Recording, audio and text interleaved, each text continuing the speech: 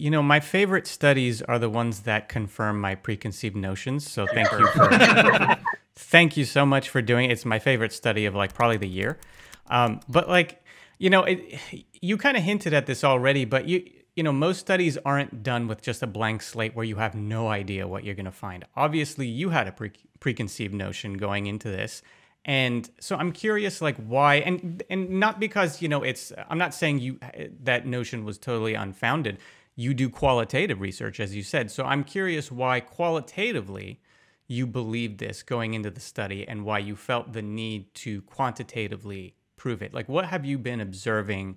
And you can be as specific as I'd love to hear, whether it's general or specific. I'd love to hear what have you been seeing that made you want to. So let me tell you the story that I tell everybody when I try to explain the DC Beltway bubble. So it's my son's first birthday, and sitting next to my best friend and her husband, who are both reporters, and adjacent to me are two very old friends, one who works in sort of lobbying and the other who happens to be a Republican strategist.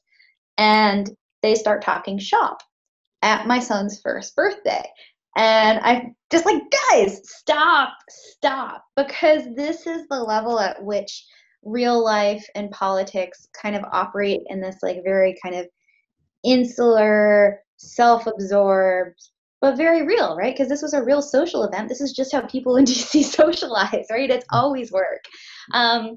And so having seen that firsthand for 8 years, right, it makes you really want to, if you have proximity to power, one of the things you can do with the privilege of that proximity to power is to help people understand that power